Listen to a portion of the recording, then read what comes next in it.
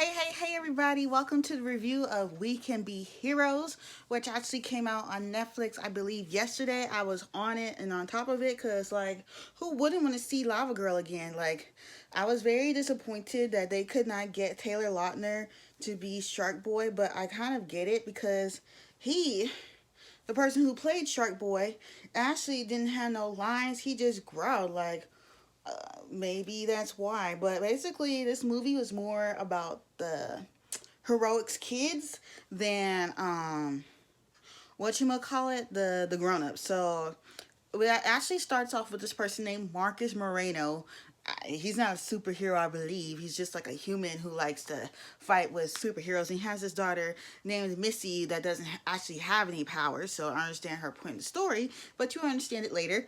Marcus has to help because, okay, so there's like these aliens attacking Earth. There's like Miracle Man, and like there's this Mrs. Vox and like acapella, that's Mrs. Vox's daughter, and there's rewind and fast forward. I love those twins. Like, who wouldn't want to fast forward time and rewind time? There was slow mo and fast as lightning, and then there was wild card, which actually surprised me at the end.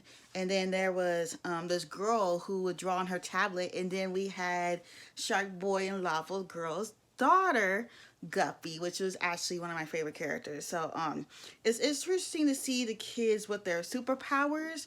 And actually, here's what happens with like all the aliens like take all the parents, and then like the kids are actually in this room and they're talking about how to save their parents, and we learn that all about the superpowers, like how fast forward can actually fast forward time, and rewind can rewind time. And then there was Wheels, who I forgot what he did, but he was in a wheelchair. And then you had Wild Card, who has all these different powers, but he doesn't know how to control them. And Guppy, like her powers isn't like lava; it's more like Shark Boy's powers she inherited with a little bit of Lava Girls, I guess. So like she can make things out of water. And then there's this one. She really didn't talk until like the end of the movie. The little girl who looked like a grown up because she was dressed like a little mini librarian, and she was drawn on her tablet, and basically she was showing what would happen next. So she drew the future. So that was really interesting to me.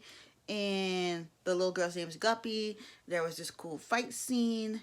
Like then they went into training with Missy's grandma, and Missy has to be like this leader, but she's not really ready because she's like, hey, I don't really have powers. Well, how am I supposed to help everybody, because I don't really know how. And let me see what else happened. Like um Missy actually finds out that the librarian little girl is actually a spy, but she tells Wild Card, and he's like, "Oh, holy doo doo." Well, that's probably not the word he wanted to use, but then again, this is like a kids movie, so he had to use doo doo. And let me see what else. They go into like this strange planet, strange world, and they're fighting all of these aliens. And then they get to some point, and like they're fighting the aliens. The parents are behind this liquid thing, and then we learn that we finally let everybody else learns what Missy, and that there's these fight scenes before that, but yeah. And then Missy learns that the little librarian girl is actually a spy, and everybody else learns that with her. And like she is drawing all these things, get in their way, like this, that, and that. And then once Slow Mo actually gets to help very well, like he actually learns to speed up a little bit because they had him going so slow, like he was dragging the other kids down. Like, can you speed it up just a little bit? You are slowing everybody else down.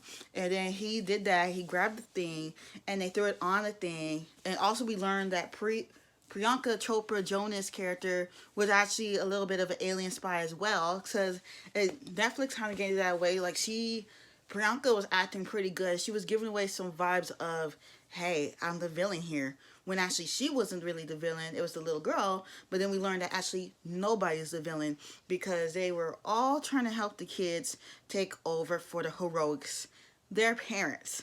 Yes, they're supposed to take over for their parents and take over in saving the world. They're all reunited with their parents, and we see Lava Girl has a ring on with Shark Boy, so assume they are married, which is nice. And at the end of the movie, they're just sitting on a mountain, you know, in their own little uniforms, all identical, all the same, like in these little black plain jumpsuits. Yeah, I said it is plain because like superheroes are supposed to be colorful, and they were just looking kind of, well, plain. But overall, I would give this movie a 6 out of 10, only because I thought, you know, Shark Boy and Lava Girl would have been more included, because without those two, this movie wouldn't exist. And I think kids nowadays don't understand, like, oh, this is a movie out of nowhere. No, it's actually kind of like the sequel to Shark Boy and Lava Girl, but except it's more about the kids. But yeah, I would watch this movie again with Shark Boy and Lava Girl, but I am a die-hard Shark Boy and Lava Girl fan.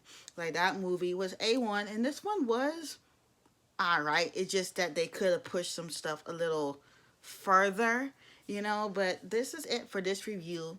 Tell me what you thought of the movie if you saw it. Don't forget to like, comment, subscribe, and I'll see y'all next time.